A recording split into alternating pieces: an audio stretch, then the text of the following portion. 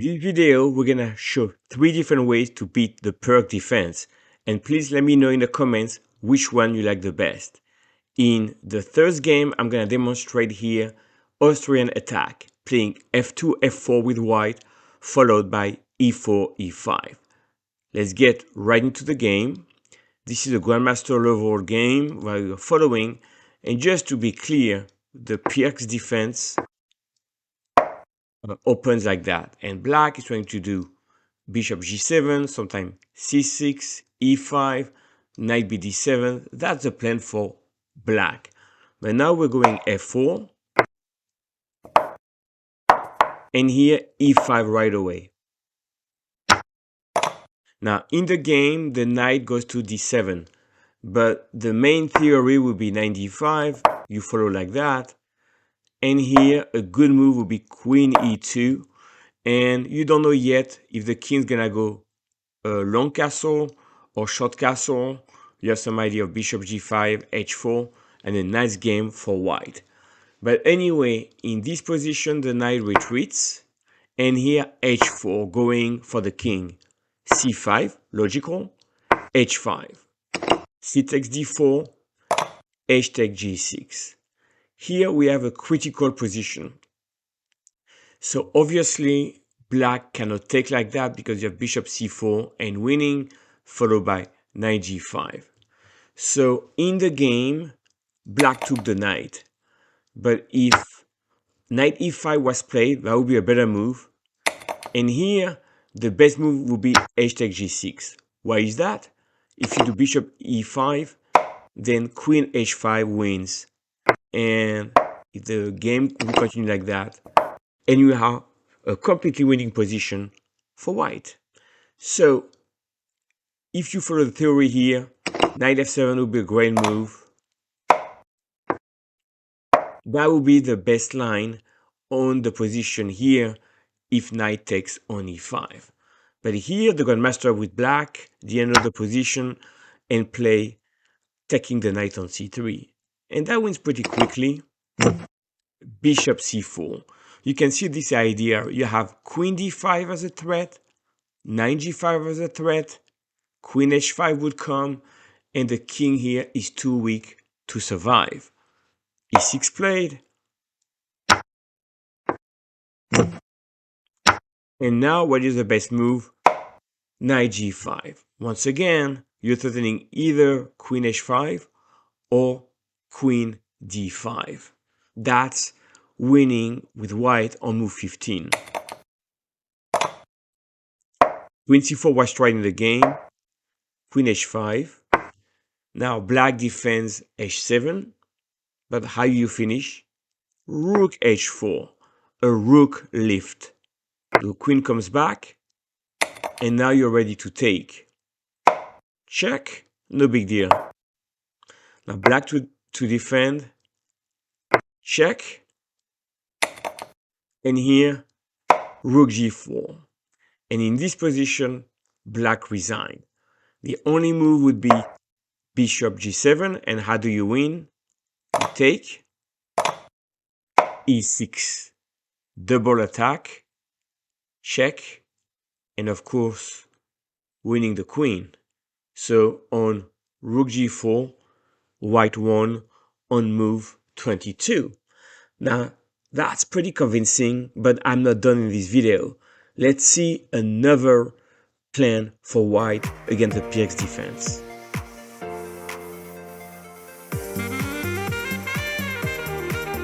In this second video, we're gonna see a different plan.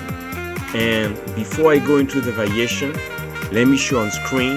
We're gonna try the attack with queen d2, bishop e3, but the knight on f3.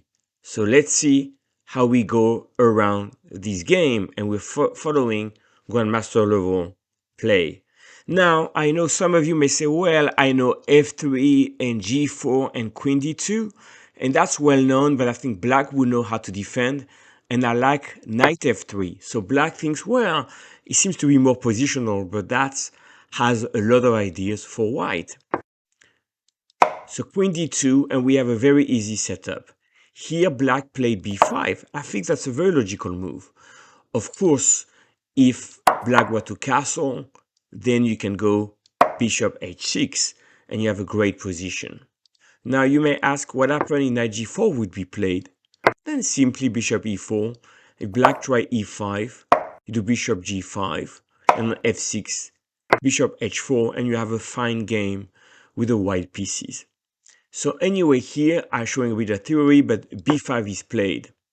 Bishop g3, you can see you simply develop your pieces with white. So now, a very important moment. Bishop g4 is what the grandmaster with black tried. What if h6 is played? Then e5 would be a very strong move here. Okay, but what if black castle? Then, very simple, you do bishop h6, you're ready to exchange the bishops, play long castle, the knight may come here and attack, you have a great position. So in the game, logically, black does not castle and play bishop g4. e5, very important to try to push in the center.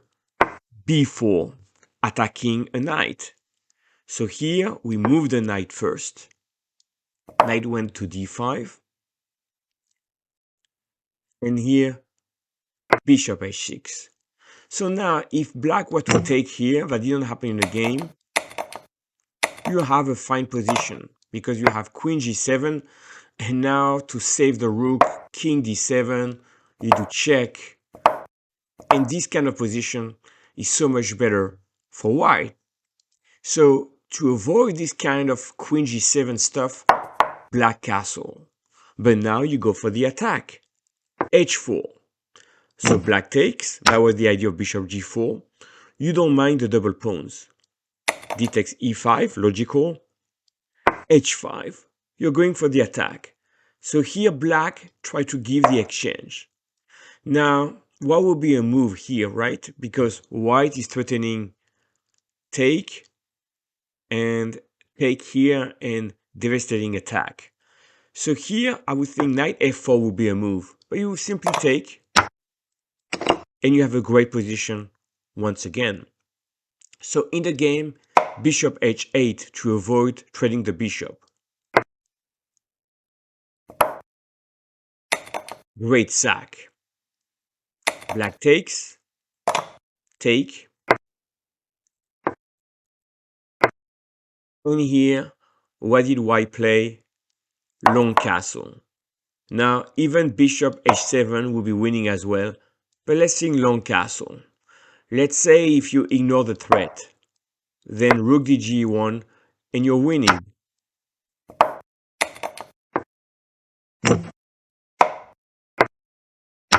That's a nice checkmate. Now, if black tried knight f4,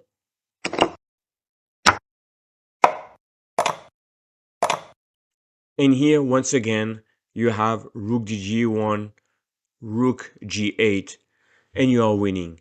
So therefore here on move 18, long castle. So that's a very straightforward win. And let me show you a last plan against the Pirc defense in the third game.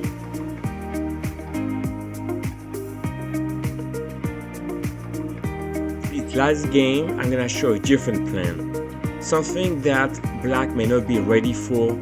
It's a g3 and bishop g2. So let's see how the game goes. And we're following Benjamin Bok, a Dutch grandmaster and Twitch streamer.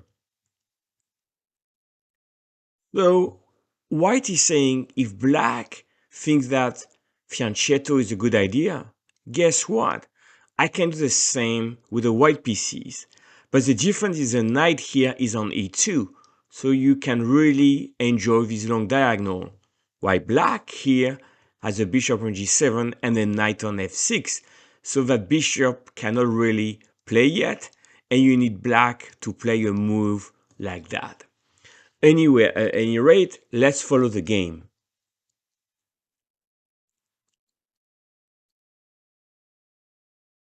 So we can see that white play a4 to avoid black from playing b5 or e4.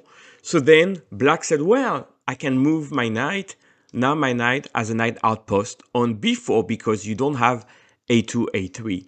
So this is theory. And now f4. And that's this idea, right? It looks positional, g3, bishop g2. There's no attack on the h file like I'd shown in the previous games. But this is still dangerous. Let's see the game. Queen c7, logical. And what did white do here? g4. You can see these pawns here. That's creating a challenge. So now, believe it or not, in the game, b6 is played to play bishop a6. Why is that? Well, I don't think the bishop can come to e6 because I would play f5. And the bishop on d7 wouldn't do much. So therefore, bishop a6, bishop takes a2 would be an idea. But in this position, the computer thinks that taking on g4 is necessary. But now, the computer, Stockfish 15, thinks that white is better. If black were to take, you simply take like that. And here you trade pieces and you have an advantage.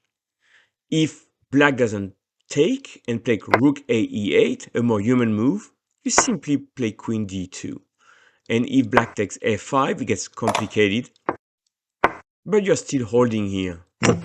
That would be the computer line. So that's complex, and I don't know if black has enough for the piece. But here on move 12, it's very difficult to think, let's sack a piece with the black pieces. So black in this game play b6. That's a logical move. And here, f5. You can see once again, these pawns here are creating danger for the black camp. So here, knight d7 played, and here, g5. Excellent. Now the game goes on, g5. And here, logical move, knight g3. And the knight is joining the attack, h5. Now the game continues, but this is already game over. Very natural. You can see that the rook here defends c2. These knights here don't do much. Look at the black king. On move 23, it's clear to me that black has zero counterplay. So I'm going to continue. Rook a f1. Excellent game by Benjamin Bock. All the white pieces are well coordinated and black has no chance to survive. Now black goes for the endgame. But this endgame is completely lost. There's many ways to win this game, but here, simply rook f8, and white finishes with a checkmate. So once again, as soon as we got this position like d5, we have a dominant position with the pawns, and black didn't have much chance to survive in this game. So now this was game 3. Please leave your comments. Let me know if you like more of these videos and which of the methods of games you liked if you were to play with the white pieces against the Pirc Defense. And I'll see you in the next video. Thank you very much.